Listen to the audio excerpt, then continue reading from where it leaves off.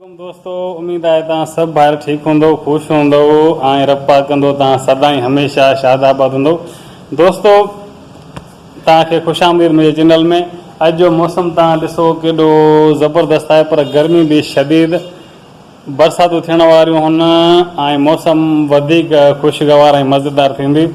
ऐं आउं वेठो आहियां हिनमहिल पंहिंजे घर में, तव्हांखे ॾेखारे रहियो आहियां। तव्हां ॾिसो दोस्तों अॼु जी मौसम केॾी ज़बरदस्त आहे। दोस्तों तव्हांखे मां हिकु ॻाल्हि शेयर कंदो हलां त हे तव्हां ताज़ो वाक़ियो ॾिठो हूंदो सांगड़ जो, जेको हिकु उठ जी ॼंग कपी वई आहे। दोस्तों हे तव्हां ॾिसी रहिया आहियो त एॾो ज़ुल्म, एॾी ज़्यादती, छा माण्हुनि खे आख़िरत जो कोई फ़िक्र कोन्हे, या ही दुनिया छॾणी कान्हे, या अलाह जो ख़ौफ़ कोन्हे।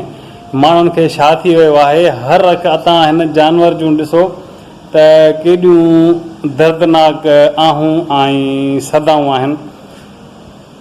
पर माण्हुनि जी ॻाल्हि सम्झ में कान थी अचे त माण्हू एतिरा ज़ालिम आख़िर छो थी विया आहिनि, हुननि खे छो ख़ुदा जो ख़ौफ़ कोन्हे को। दोस्तों मां ही मजबूरन वीडियो तव्हांखे ठाहे ॾेखारे रहियो आहियां त ही एॾो ज़ुल्म, एॾी ज़्यादती, पोइ इंसान चवनि था त बरसातूं थियूं अचनि, ॿोॾि थी अचे, ज़िलज़िला था अचनि ऐं तूफ़ान था अचनि। तूफ़ान, ज़िलज़िला, ॿोॾूं, शदीद बरसातूं छो न ईंदियूं?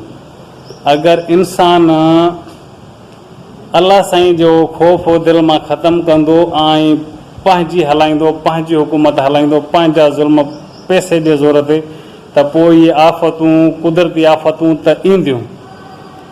ख़ुदारा इंसानियत खे सुञाणियो ऐं साईं खे चवां ख़ुदा जो ख़ौफ़ रखो, अलाह साईं खे राज़ी कयो। शदीद बरसातूं, ॿोॾूं, ज़िलज़िला, तूफ़ान, बीमारियूं, हर मुसीबतूं इंसान जे मथां एतिरियूं ऐं अजीब अजीब बीमारियूं अची रहियूं आहिनि जो इंसान सोचे बि नथो सघे। उनजी मेन वजह इहा आहे त इंसान अलाह साईं जी इबादत करण जे बजाय पंहिंजी हिकु अजीब दुनिया में गुम थी वियो आहे। इन अजीब ऐं गुम थियल दुनिया मां तव्हां ॿाहिरि निकिरो, अलाह साईं जी इबादत कयो, इंसानियत जी ख़िदमत कयो।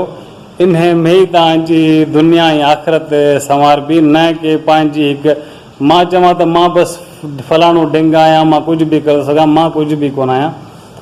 इंसान कुझु बि कोन्हे को, सिर्फ़ु बीठो आहे त मां चए थो मां पहाड़ आहियां, जंहिं महिल किरंदो त हुन उहो कुझु बि न रहंदो।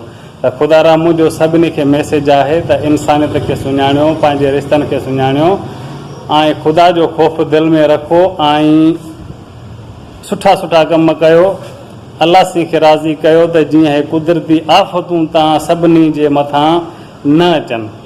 त दोस्तों उमेदु आहे तव्हां सभु ॿाहिरि मुंहिंजी ॻाल्हि खे सम्झी विया हूंदव त अमल इन्हनि ॻाल्हियुनि ते लाज़मी कजो। दोस्तों मिलंदासीं नेक्स्ट वीडियो में। टेक केयर एंड अल्लाह हाफ़िज़।